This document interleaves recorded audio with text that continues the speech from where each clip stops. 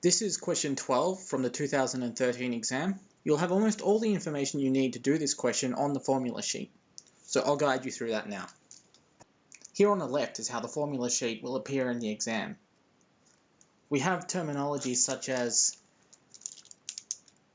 FK, EJK, B star J, and KJI. Each of these terms aren't defined on the formula sheet, so you'll have to remember exactly what they correspond to. These correspond to what's shown on the right here. The values will be taken from the final tableau after applying the simplex algorithm. This is what you're given in the question. Now let's see how to extract these values from our final tableau. F refers to the bottom row of the final tableau, except for the last value. So here, these are our values of F. This value here is F1, this value here is F2, F3, F4, F5, and F6. E refers to everything else above that. EJK refers to the value of E at the jth row in the kth column.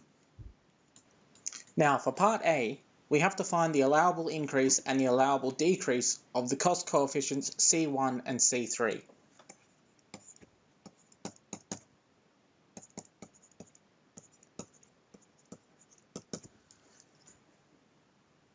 What we should do is first just look at our theorem. According to our theorem, we determine that based on whether x1 is a basic or a non-basic variable. And what that means is that x1 appears somewhere on the left here. In this case it does. It appears in row 2, and row 2 is what J will refer to here.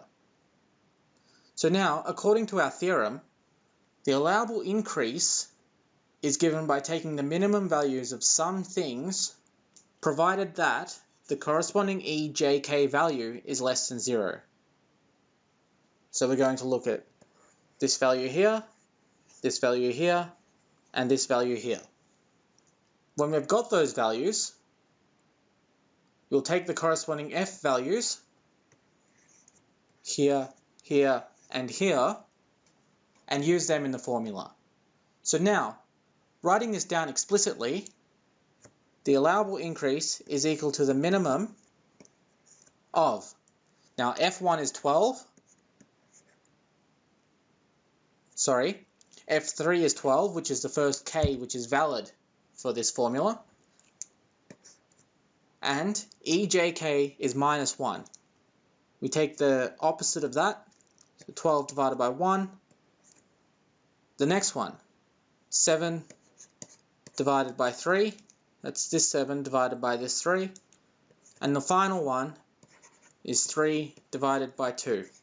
The smallest value of all of these is 3 divided by 2. The decrease looks at a different set of values. We look at the values where EJK is greater than 0. In this case, our only candidate is this one here. But, crucially, we also only go over the values for which K is not equal to I. And in this case, we would have K equal to 1 and I equal to 1. And so there's no values in this set. So we're looking at the minimum of nothing, which we define to be infinity. In other words, we can decrease C1 as much as we like. Now we'll look at C3. We first have to see if x3 is a basic variable.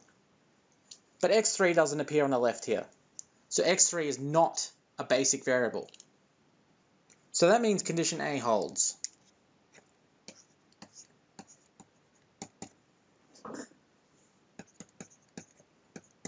The allowable increase in Ci is Fi. I is 3, Fi is 12, so the allowable increase is 12. And there's no restriction on the allowable decrease. Easy. Now, to find the allowable increase and decrease in our resource coefficients, we have to look at the table of values underneath our slack variables. So here our slack variables are S1, S2, and S3. So we're interested in what these values here are. These values will be what corresponds to our values of K. Our values of B star will be the values taken from this column. We have B star 1 is our first one, 6. B star 2 is 4. And B star 3 is 5. We want to find the allowable increase and decrease in B2 and B3. For B2, we're going to look at the second column of our box here.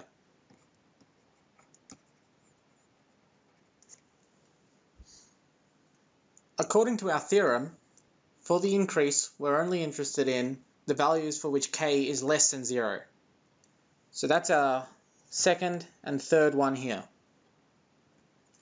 And so to find the allowable increase, we put all these values back into the formula.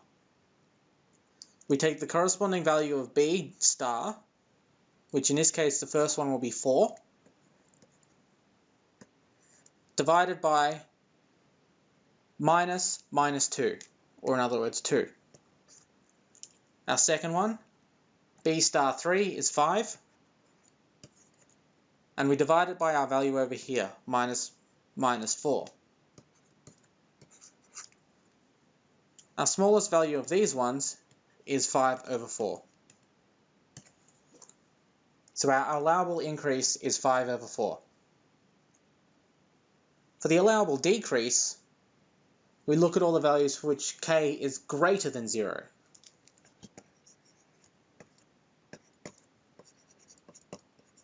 In this case, we only have one.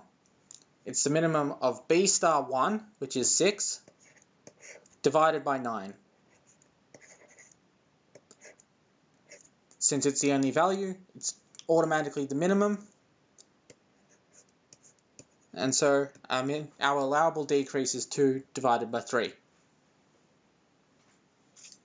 For B3, we do exactly the same thing.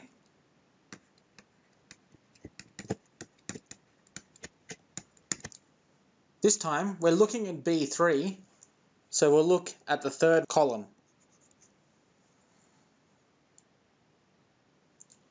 For the allowable increase, we're interested only in the values that are less than 0.